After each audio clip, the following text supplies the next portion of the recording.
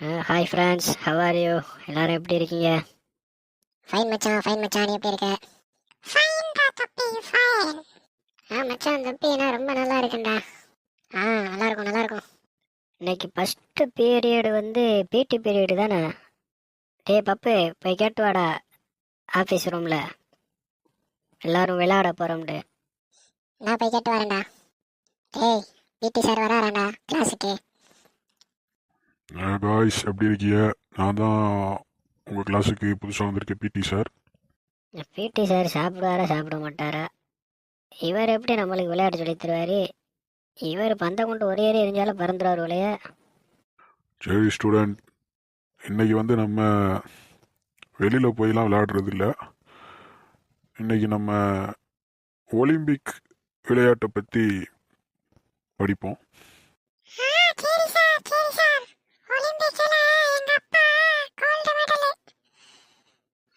எப்போ பார்த்தாலும் இந்த பொண்ணுக்கு இதே வேலையாக போச்சு. ஒரே அள்ளி விடுறதே வேலையாக போச்சு. கோல்டு மெடலிஸ்டான். என்னம்மா சொல்கிற? உங்கள் அப்பா கோல்டு மெடலிஸ்டா? வாவ், உங்கள் அப்பா பேர்?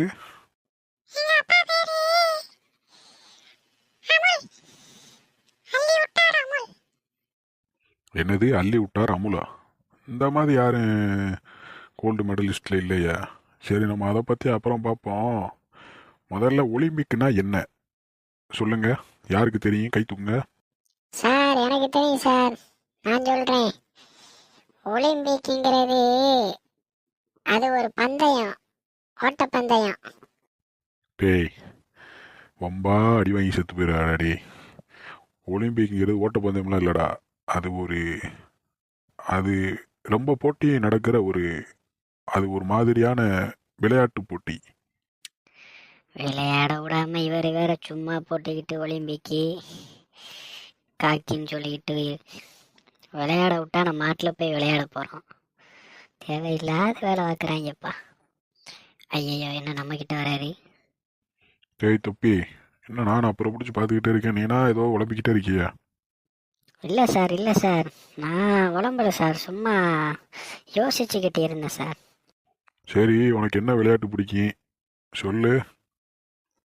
சார் எனக்கா சார்? எனக்கு வந்து எல்லா விளையாட்டும் பிடிக்கும் சார்.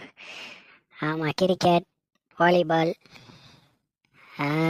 ரொம்ப விளையாட்டு பிடிக்கும் சார். கிட்டி கம்பு. அடே சார் இரு கிட்டி இரு, கம்பு என்னது தெரியாதா கிட்டி கம்பா? சார்? கிட்டி கம்புனா கிட்டி கம்பு, கில்லி சார், கில்லின்னு சொல்லுவாங்களே, தெரியாதா? ஒரு கம்பு, கிட்டி பிள்ளைலாம் சொல்லுவாங்க. அவருக்கு கிள்ளியும் தெரியாது, குள்ளியும் தெரியாது. இவன் வேற கிள்ளி கொள்ளிட்டு கிட்டி பாட்டிக்கிட்டான். என்ன பண்ண போறான்னு தெரியல. சரி, கிரிக்கெட் எத்தனை பேர் விளையாடணும்னு சொல்லி பார்ப்போம். சார் கிரிக்கெட்டு ஒரு டீமுக்கு 11 பேர் சார். 2 டீமுக்கு 22 பேர். இதெல்லாம் எங்களுக்கு தெரியும். வேற ஏதாவது கேளுங்க. பரவாயில்லையடா, கரெக்டாக சொல்கிறிய. கிரிக்கெட் நல்லா விளையாடுவியோ?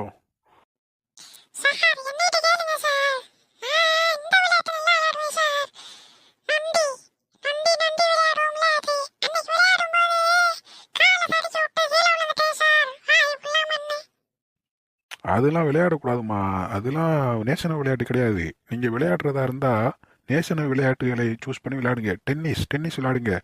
டென்னிஸில் சோனியா மிர்சா மாதிரி நல்லா பாஞ்சு பாஞ்சு அடிக்கலாம். புரியுதாம்மா? டென்னிஸ் விளையாடுங்க, சரிங்களா? டென்னிஸ்.